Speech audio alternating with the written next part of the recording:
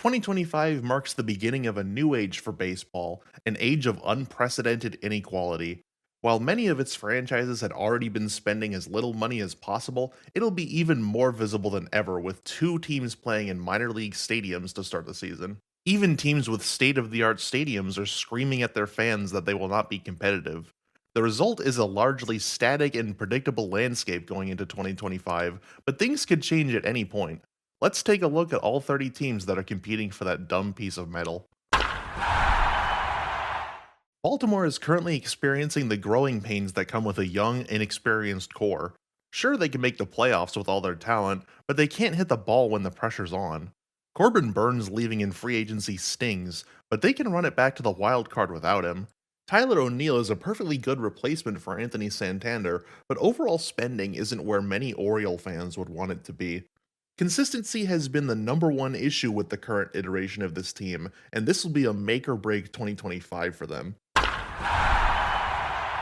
Ever since their surprise ALCS run in 2021, the Red Sox have been frustratingly mediocre, appearing to be a wild card contender but folding by mid August to finish around 500.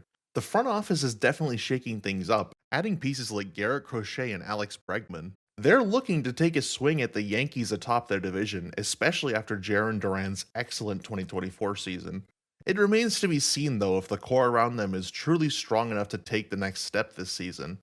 Their lack of depth has me wary of picking them to make the playoffs this year, but that's the thing with the Red Sox. They'll always be back when you least expect it.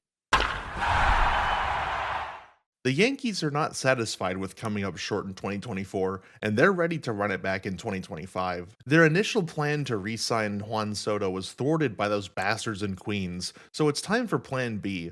Paul Goldschmidt and Cody Bellinger look to bounce back to form after a down season with other teams.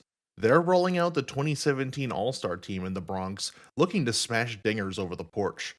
They're the favorites to win the division once again, and this year it's theirs to lose. On the field, the Rays are a team in decline. Their championship window was slammed shut thanks to Wander Franco being human garbage. Last season was spent picking up the pieces and selling them to the highest bidder. They were already on track to have a pretty rough 2025, but then Hurricane Milton happened. Tropicana Field's roof was irreparably destroyed, rendering it inoperable for the foreseeable future. The Rays now have to play the 2025 season at George M. Steinbrenner Field, the spring training home of the New York Yankees. The jokes write themselves when a team is playing in a stadium that's literally owned by a division rival. It's going to be a rough year for the Rays fans, but at least the team is playing in the city of Tampa at long last. Another year, another season of frustrating disappointment. Team pitching is still just as thin as ever, and the bats go silent when it matters most. Watching them for the past few seasons, it's hard to view this team as anything other than mediocre and declining. Signing Anthony Santander and Max Scherzer is something, I guess, but everything about the Blue Jays reeks of desperation. Maybe that feeling will be enough to light a fire under them and go on a run, but I wouldn't hold my breath. 121 losses. That's all that needs to be said. Just getting to 100 losses in 2025 would be a huge improvement, but that might be too tall of an ask for this team. They're still at rock bottom, still bleeding talent with no real plan for the future. Their two best players from last season are gone now too, so it really is just hoping to find some diamonds in the rough. I doubt they're going to be as infamously bad as they were last year, but it's still going to continue to be rough over there for White Sox fans. After a bit of a stumble in 2023, the Guardians returned to the top of the AL Central in 2024. This time, it was bolstered by closer Emmanuel Clase. It wasn't enough to get past the Yankees in the playoffs, but that will only make them hungrier this season. Timely hitting, great pitching, and solid defense. That's all you need in baseball, and the Guardians keep finding new guys to keep the system going. While their competition in their division has increased, Cleveland still has all the tools to remain kings of the Central. The Tigers shocked the baseball world last season by not just sneaking into the playoffs, but knocking off the Astros while they're at it. They're ahead of schedule on their rebuild, with Tarek Skubal emerging as the best pitcher in the game. He is hurling absolute fire, and if he can keep that up in 2025, the Tigers should be right in the thick of the playoff hunt once again. The main question lies in their offense. Can Torque and Baez get it together? That'll be the make or break for the Tigers in 2025.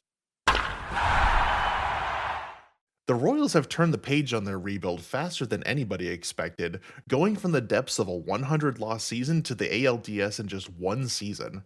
Bobby Witt Jr. has transcended into baseball stardom, quickly becoming one of the best shortstops in the game. He can't do it alone though, and a completely revamped rotation is one of the biggest reasons the Royals soared in 2024. They're fully back as wildcard contenders and could even knock on the door of the division. Just gotta hope that bullpen improves. An embarrassing September collapse for the ages brought much joy to the rest of the AL Central, and some more familiar misery for Twins fans. Apparently, winning that playoff series in 2023 was their World Series, and they've been more than content to sit on their laurels ever since. While the division got stronger, the Twins remained stagnant. Good enough to beat up the truly bad teams around the league, but not good enough to take the next step. Letting guys like Max Kepler walk in free agency without adequately replacing them is how you sleepwalk into a disappointing season. And their god awful ownership is perfectly happy to stand back and watch it burn, as long as they can keep collecting that revenue sharing. Oakland has lost their third and final team within the span of 6 years. After a ruthless campaign of cost cutting and penny pinching to blame Oakland for the Athletics' failure, John Fisher finally got his dream of sticking them in a AAA stadium. The plan is to build a new stadium in Las Vegas to open for the 2029 season.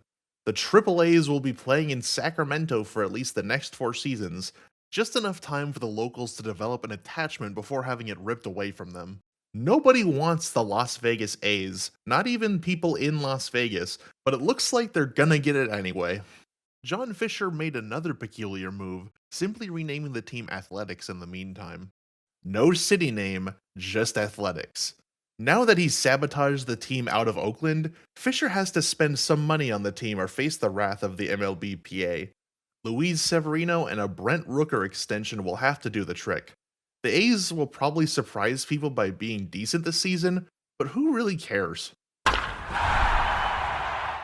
The Astros continued to lord over their weak division in 2024, even as they got zoomed past in the wildcard round.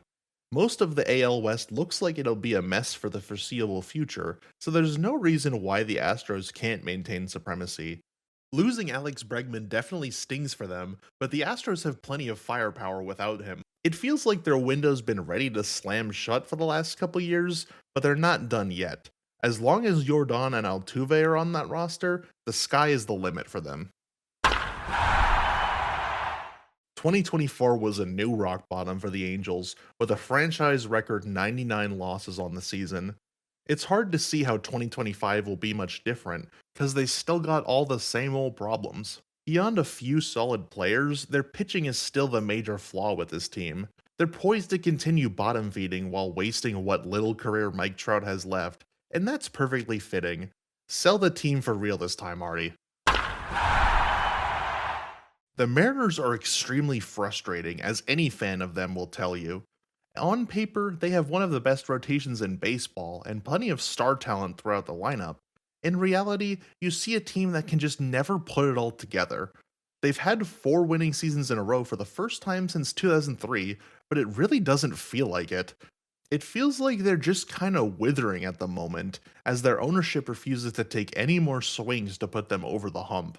They'll likely end up with a 500 season, but in a really frustratingly Mariners fashion. The Rangers had one of the biggest World Series hangovers in recent memory, not even achieving a winning record after winning it all in 2023. This seems like it was just an isolated hiccup, and the majority of their core is here for 2025. The Rangers should be good to go for another playoff run in 2025, but their star players' health remains a big question mark. If they're all healthy, though, this team could easily return to the World Series. The Braves hobbled to the finish line, but nonetheless extended their playoff streak to 7 seasons. They're eager to get back to their rightful place at the top of the NL East, even with two of their rotation guys moving on in the offseason. As usual, their success will hinge upon their ability to stay healthy, particularly Ronald Acuna Jr. They simply don't have the depth to deal with another season like 2024, but if they're lucky, it should be a return to form for the Braves. Just gotta figure out the starting pitching. Chris Sale can't keep being an ace pitcher forever, right? After seeing the 121 loss White Sox in 2024, the Marlins were filled with incredible envy. They see that sort of historical futility and gleefully run towards it full steam ahead. Spending $0 on offseason moves after a 100 loss season is the sort of thing that would get a front office vandalized in some cities, but this is Miami. It's expected that this organization doesn't take its role as a major league team seriously. This incoming 100 plus loss season will have the pretense of tanking behind it, but to tank is to eventually become better with the pieces you get. They'll see some promising development from a few guys and then ship them off for a bag of peanuts, as is tradition. What a waste of a beautiful stadium and a cool logo. The Mets had a storybook season in 2024, finally silencing years of jokes and derision to reach the NLCS. Their confidence was very loud this offseason, signing superstar Juan Soto to an unprecedented huge deal.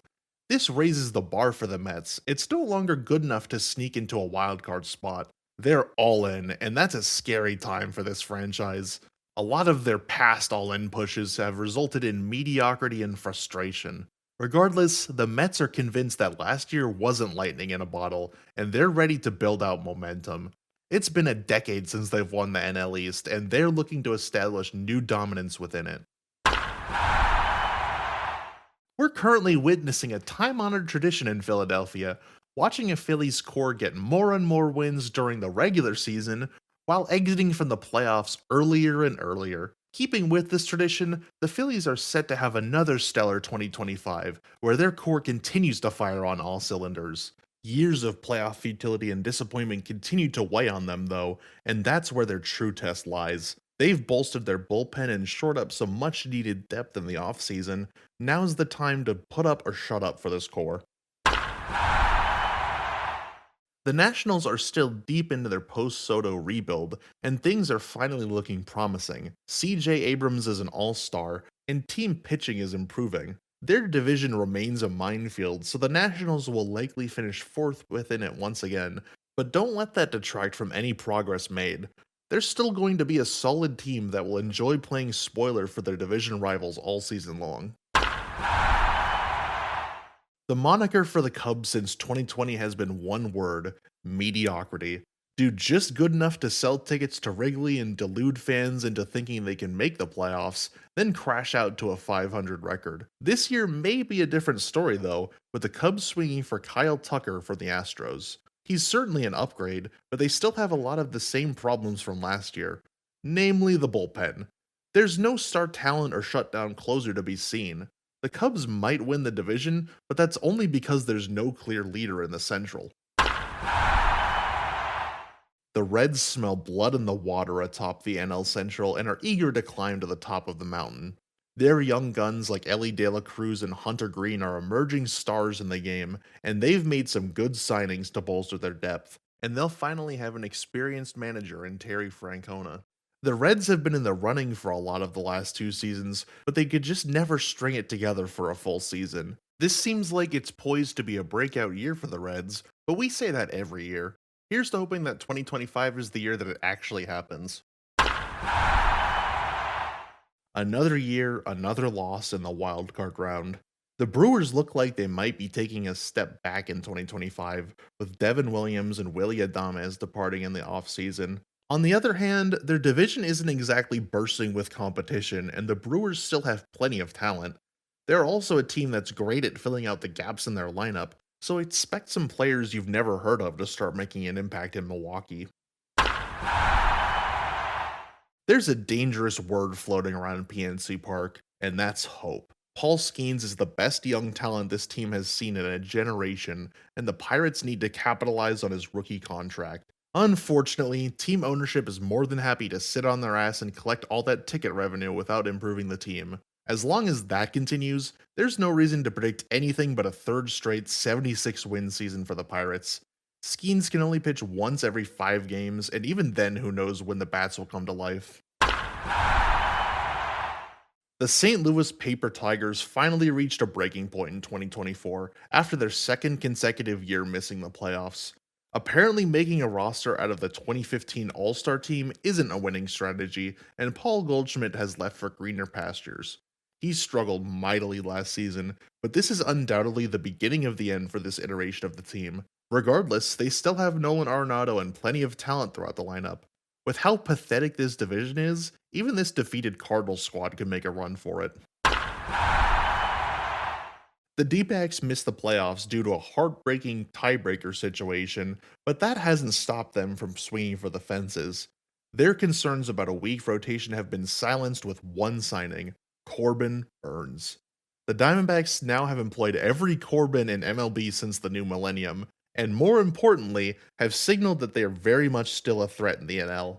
While their rotation looks like one of the best in baseball, they still have the same unanswered questions about their bullpen from last year. They still don't have a real closer, just kinda going by committee for the time being. The NL wildcard race is brutal, as last year proved, and a thinner roster over a 162 game season could be the difference. It's the end of an era in Colorado, with Charlie Blackmon retiring at the end of last season.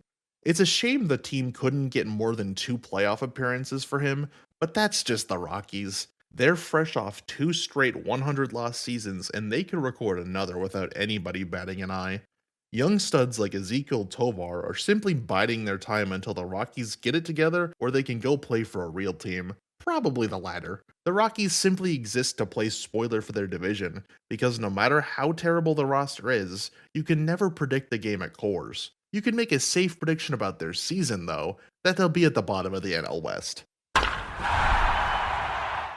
Years of jokes and derision at the Dodgers' expense have finally been washed away with their second ring in 4 seasons. If there was any doubt that they're a dynasty, it was smashed by Shohei Ohtani into the bleachers. Now is the time to seize even further glory for themselves, to truly cement themselves as the team of the 2020s. The division is a given, but getting back to the World Series certainly is not. They are the evil empire of baseball, and the chip on all of their opponents' shoulders will only grow with how many riches they acquire.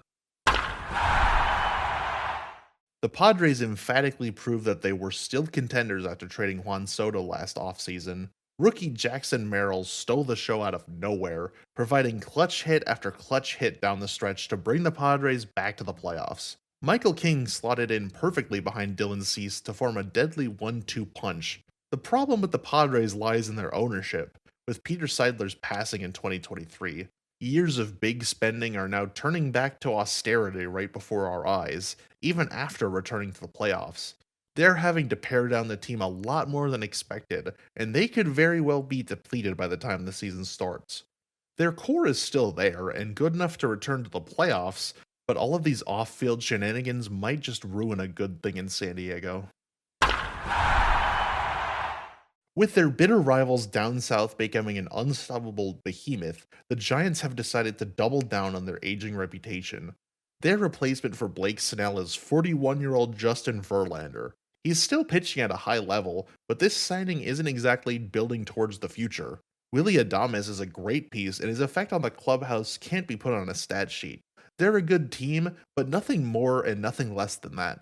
At the end of the day, that just seems like that's what they want to be right now. A 500 team playing spoiler for their division rivals. So there we have it, the 30 teams that'll spend all summer battling out for a playoff spot, or in many cases, the number 1 draft pick. Every team has its own interesting story, and we'll be back to give proper rankings once spring training is wrapping up. Till then, play ball!